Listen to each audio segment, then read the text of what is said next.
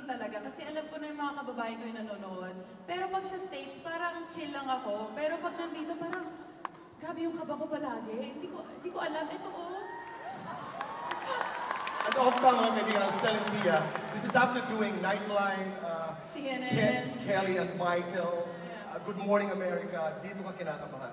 But you know, the challenge tonight, mga kaibigan, is to be able to do an interview with Pia because I can't think of a question that has not been asked yet. But let's try. You always come up with surprises. You know, I grabbed a drink before the start of the show. I met a young boy. His name is Jervin Tamayo, somewhere here.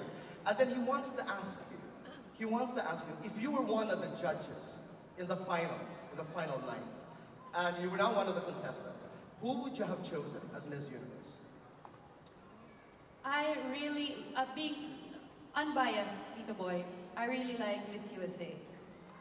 Because when I got the chance to speak to her while we were still candidates, basically, we hit it off right away. She was very genuine, very warm.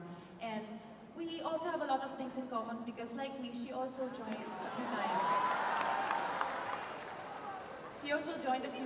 So she knows what it's like to join pageants and it was a long journey for her as well getting there. Okay, since we're talking about Miss USA, nabasa natin sa lamang sites. I'm talking about Paraguay, I'm talking about, was that Australia? I can be wrong. Germany.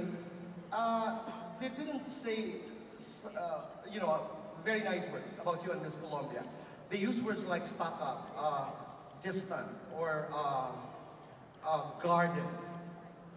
What do you want to say? Well, with Miss Paraguay, for example, I wasn't able to really talk to her because she can't speak English. Or maybe that's how it came. So, ang hirap kasing pilitin mo yung sarili mo kung meron kayong language barrier. So, I think it's only natural that you would communicate with candidates you're more comfortable with. So that's understandable. But for the others, I think that there are 80 candidates and activities are happening simultaneously. So you don't get to see the same girl every day. I might not see Miss Australia for 3 days, ganyan, because she's doing something else and I'm doing something else. So it's really difficult to become best friends with everybody. I had a very solid group of friends in Miss Universe. Like? I was very close with Miss Malaysia, Miss China, and Miss Myanmar because we were all under one supervisor. And I was very close with the Asian candidates. Miss Dominican Republic was very nice.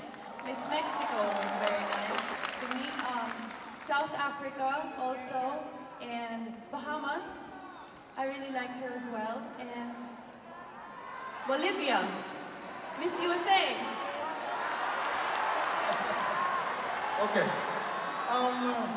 You know, in the middle of the controversy, after what had happened with the mistake, the gaffe of the blunder of Steve Harvey, there was a suggestion that came from Donald Trump. Nasabi niya ang Solomonic solution to the problem was to declare you and Ariadna as co-winners. My question is this, you know, Perez Hilton, one of the judges, was all over. In his interviews, he would say, of course not. I mean, they cannot be declared as co-winners because Miss Philippines was voted unanimously, etc. Did you get a chance to thank Perez Hilton? No, I never got the chance to see him again after the pageant night, although he was very vocal right after, on stage, when he went up to me, he really reassured me that they all voted for me. Like, all 4 of them were talked to me and they said that they chose me. So just to reassure me that I was the winner. And siguro the way I was able to thank him was during the Steve Harvey show where I said, you know, I really appreciate Perez Hilton for being so vocal and defending me, really, in the public. So I appreciate that very much, and I hope he got my thank you. Okay, habang pinag-uusapan natin si Steve Harvey, when you guested on the Steve Harvey show, one, hindi kayo nakita ni Miss Colombia? No. Okay, because you were in 2 different parts of the show. Yes. Did Steve privately explain to you